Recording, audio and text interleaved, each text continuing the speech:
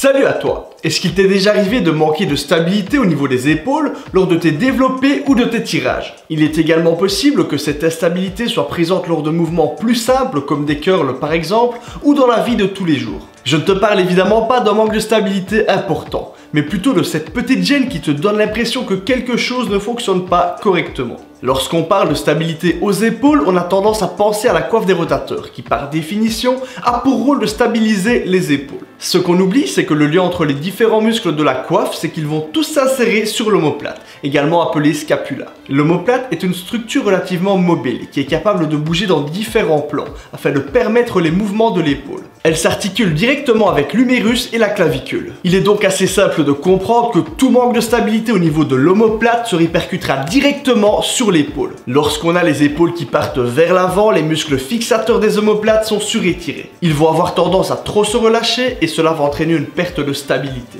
Toute perte de stabilité au niveau de la ceinture scapulaire va entraîner deux principaux problèmes. Une perte de force, étant donné que plus la stabilité est grande, moins on est capable d'exprimer sa force, mais également une augmentation du risque de blessure, étant donné que d'autres muscles, d'autres structures vont essayer tant que possible de stabiliser le mouvement et vont s'en prendre plein la tronche. C'est pourquoi dans cette vidéo je vais te présenter 3 exercices qui ont pour rôle de travailler directement ou indirectement sur les muscles qui agissent sur la stabilité des omoplates et sur la bonne position des épaules. Ces 3 exercices peuvent s'effectuer n'importe où et avec très peu de matériel. Le premier va mettre l'accent sur les rhomboïdes et les trapèzes. Pour le réaliser, on va prendre un élastique dans chaque main. Ensuite, uniquement en travaillant sur le mouvement d'épaule, on va les tirer en arrière et serrer les omoplates. Il s'agit d'un mouvement d'adduction de la scapula. On maintient la contraction 2 secondes. Pour finir, on laisse repartir les épaules en avant en contrôlant autant que possible la phase excentrique. La difficulté réside dans le fait qu'il ne faut pas faire intervenir les biceps. Il est acceptable d'avoir une légère flexion du bras, ça rend d'ailleurs le mouvement plus naturel,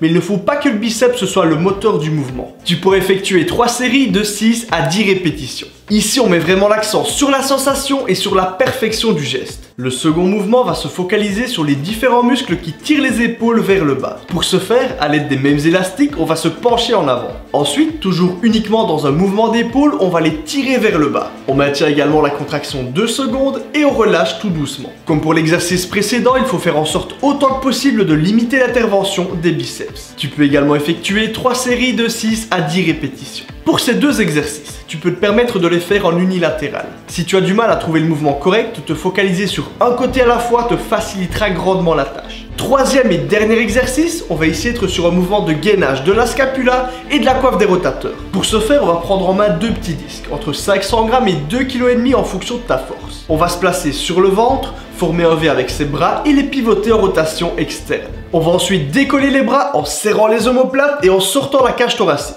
Dans cette position, en maintenant les bras le plus haut possible et en les gardant tendus, on va les descendre petit à petit le long du corps. On descend tout doucement et ensuite on remonte. Lors de la deuxième descente, on va faire exactement la même chose, sauf qu'on aura les bras fléchis à 90 degrés. Encore une fois, on descend lentement et ensuite on remonte. Tu peux effectuer cet enchaînement de mouvements lents pendant 1 minute. Avec l'habitude, tu pourras progressivement augmenter le temps de travail. Comme pour les autres exercices, tu peux effectuer 3 séries. Ces exercices peuvent être faits 2 à 3 fois par semaine, ou éventuellement en tant qu'échauffement avant ta séance. Et c'est personnellement ce que je fais. Si tu le fais en échauffement, tu peux te permettre de descendre à 1 ou 2 séries, afin d'éviter de te fatiguer pour la suite, mais profiter du rôle d'activation et de stabilisation. Si la vidéo t'a plu, pense à me laisser un pouce bleu et à t'abonner. Tu peux également t'abonner à mon Instagram qui s'affiche juste ici, tu y seras tenu au courant des dernières infos. Et moi je te dis à samedi 18 h dans 2 semaines et à la prochaine.